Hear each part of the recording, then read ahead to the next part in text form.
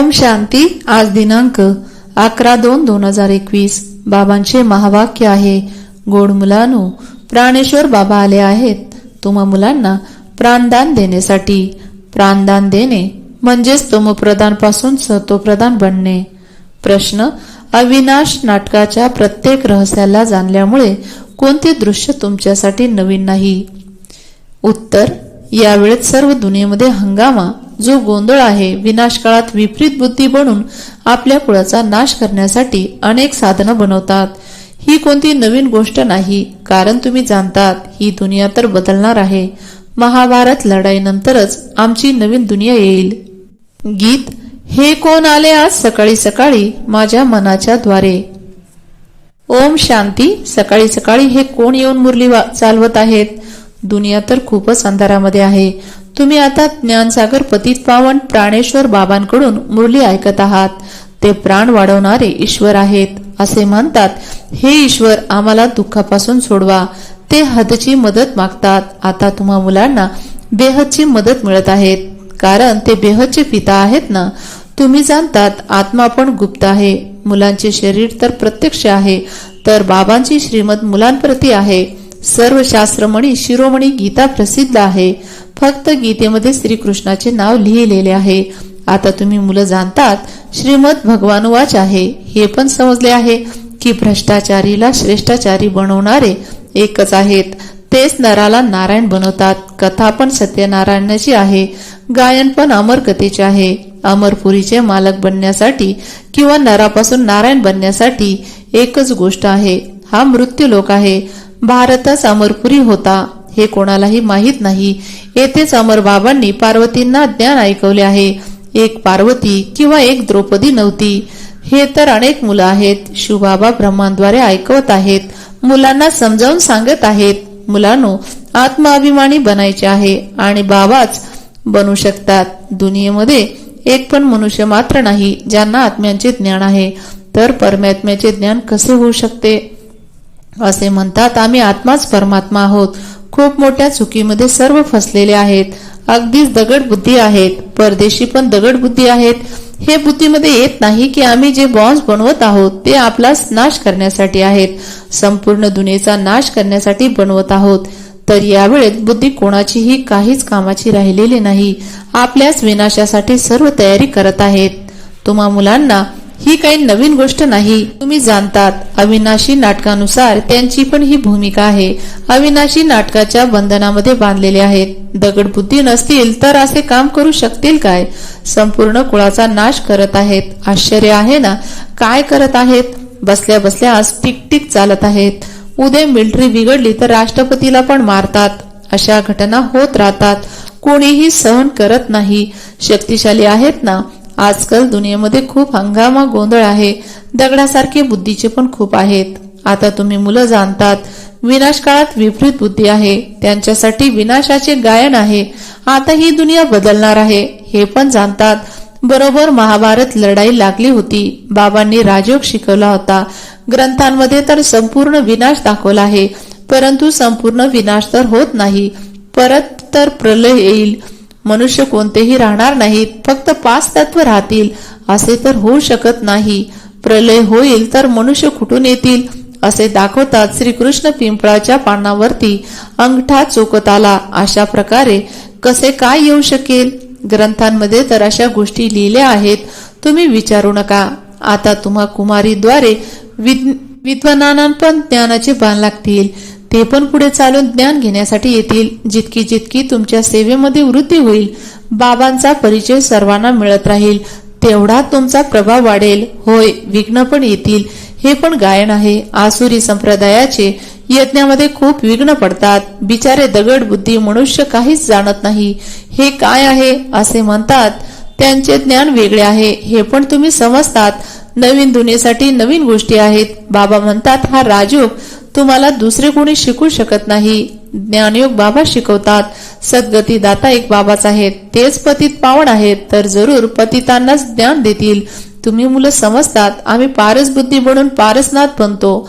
मनुष्याने मंदिर इत्यादी खूप बनवले आहेत, परंतु ते कोण आहेत, काय करून गेले काही समजत नाही. पारसनाथचे मंदिर पण आहे, परंतु कोणालाही माहिती नाही. भारत पारसपुरी होता. सोने, हिरे, रत्नांचे महल होते. कालची गोष्ट आहे. ते तर लाखो वर्ष फक्त एका सतयुगासाठी म्हणतात. आणि बाबा म्हणतात सर्व बेहदचे नाटकच 5000 वर्षांचे आहे. म्हणून म्हटले जाते आजचा भारत काय आहे, उद्याचा भारत कसा असेल. लाखो वर्षांची गोष्ट कोणाच्या बुद्धीमध्ये राहू शकणार नाही.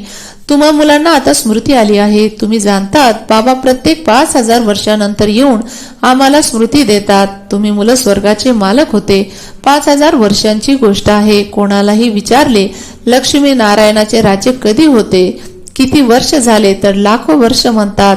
तुम्ही समजू शकतात हे तर 5000 वर्षांची गोष्ट आहे. असे म्हणतात ख्रिस्तपूर्व इतके वर्ष स्वर्ग होता. बाबा तर भारतामध्येच येतात. हे तर मुलांना समजले आहे. बाबांची जयंती साजरी करतात तर जरूर काही करण्यासाठी आले असतील. पतित पावन आहे तर जरूर येऊन पावन बनवत असतील. ज्ञानसागर आहे तर जरूर ज्ञान देतील ना. योगामध्ये बसून स्वतःला आत्मा समजून बाबांची आठवण करा तर हे ज्ञान झाले ना. ते तर हठयोगी आहेत. एका पायावर दुसरा पाय चढून बसतात. काय काय करत राहतात. तुम्ही आता माता असे करू शकणार नाहीत, बसू पण शकणार नाहीत. बाबा म्हणतात गोड मुलांनो, असे काही करण्याची आवश्यकता नाही. विद्यार्थी शाळेमध्ये कायदेशीर बसतात ना. बाबा तर असे पण म्हणत नाही, पाहिजे तसे बसू शकतात. बसून थकले तर झोपून जावा. बाबा काय मना करत नाही. हे तर अगदी सहज समजण्याची गोष्ट आहे. यामध्ये कोणतेच कष्ट नाही. जरी कितीही आजारी असाल माहित नाही, ऐकत ऐकत शिवबाबांच्या आठवणीमध्ये राहतात. प्राण तनामधून निघून जातील. गायन पण आहे. गंगाचा किनारा हवा गंगाजल मुखामध्ये, तेव्हा प्राण तनामध्ये निघावे. त्या सर्वांमध्ये भक्ती मार्गाच्या गोष्टी आहेत. वास्तवमध्ये या ज्ञान अमृताच्या गोष्टी आहेत. तुम्ही जाणतात खरोखर असे प्राण निघतील. तुम्ही मुलं परमधामवरून येतात, आम्हाला सोडून जातात. बाबा म्हणतात मी तुम्हा मुलांना सोबत घेऊन जातो. मी आलो आहे तुम्हा मुलांना घरी घेऊन जाण्यासाठी. तुम्हाला ना आपल्या घरचा रस्ता माहीत होता ना आत्म्याची माहिती होती. मायेने अगदी पंख कापले आहेत म्हणून आत्मा उडू शकत नाही, कारण ती तमप्रधान आहे. जोपर्यंत सतोप्रधान बनत नाही तोपर्यंत शांतीधाम मध्ये कशी जाऊ शकेल. हे पण जाणतात अविनाशी नाटकानुसार सर्वांना तमप्रधान बनायचे आहे. यावेळेस सर्व झाड अगदीच तमप्रधान खोकला झाले आहे. मुलं जाणतात सर्व आत्मे तमगुणी आहेत. नवीन दुनियेत सतोगुणी आहेत. येथे कोणाची सद्गुणी अवस्था होऊ शकत नाही. जर पवित्र बनली तर येथे थांबू शकणार नाही, पळून जाईल. सर्व भक्ती करतात मुक्तीसाठी किंवा शांतीधाम मध्ये जाण्यासाठी, परंतु कोणीही परत जाऊ शकत नाही असे कायदा म्हणत नाही. बाबा हे सर्व रहस्य समजावतात धारण करण्यासाठी. तरीही मुख्य गोष्ट बाबांची आठवण करणे आणि स्वदर्शन चक्रधारी बनणे. बीजाची आठवण केल्यामुळे सर्व झाड बुद्धीमध्ये येते. झाड प्रथम लहान असते, परत मोठे होत जाते. अनेक धर्म आहेत ना, तुम्ही एका सेकंदामध्ये जाणतात. दुनियेमध्ये कोणाला माहित नाही. मनुष्य सृष्टीचे बीजरूप सर्वांचे एक बाबाच आहेत. बाबा सर्व व्यापी थोडेच होऊ शकतात. मोठ्यात मोठी चूक ही आहे, तुम्ही समजतात मनुष्याला कधी भगवान म्हटले जात नाही. बाबा मुलांना सर्व गोष्टी सहज करून समजावतात. ज्यांच्या भाग्यामध्ये आहे, निश्चय आहे, ते जरूर बाबांकडून वारसा घेतील. निश्चय नसेल तर कधीच समजणार नाहीत. भाग्यामध्ये नसेल तर पुरुषार्थ काय करणार.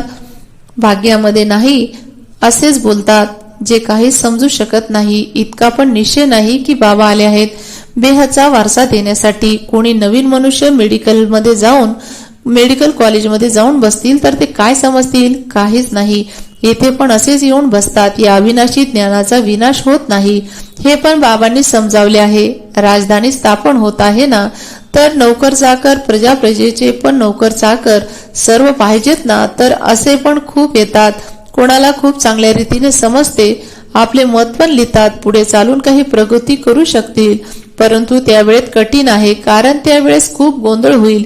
दिवसेंदिवस परिस्थिती बिकट होत जाईल. इतके सेवा केंद्र आहेत, चांगल्या प्रकारे समजतील.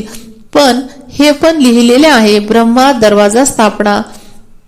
विनाश पण समोर पाहतात. विनाश तर होणारच आहे. शासन म्हणते जन्मदर कमी व्हावे, परंतु यामध्ये काय करू शकतील. झाडाची वृद्धी तर होणारच आहे.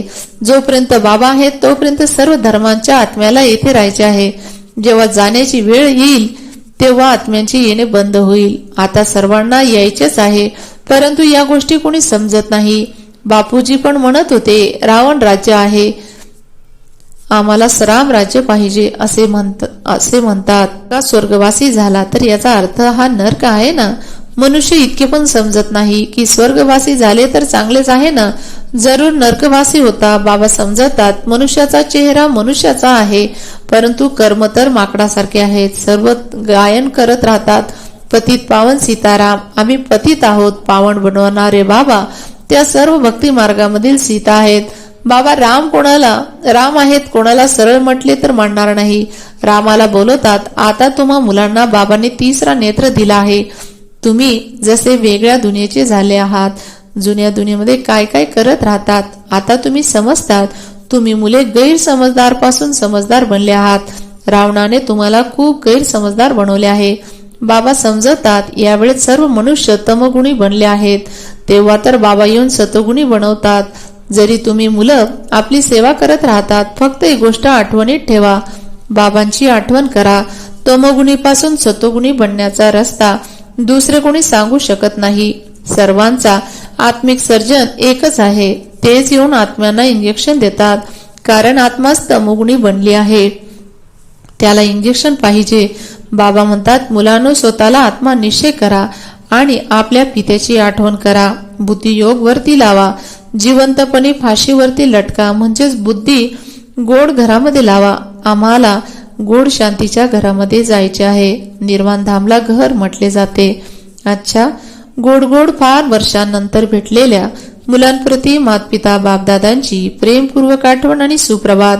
आत्मिक पित्याचा आत्मिक मुलांना नमस्ते. आम्हा आत्मिक मुलांचा मातपिता बापदादांना प्रेमपूर्वक आठवण, सुप्रभात आणि नमस्ते. धारणेसाठी मुख्य सारांश 1.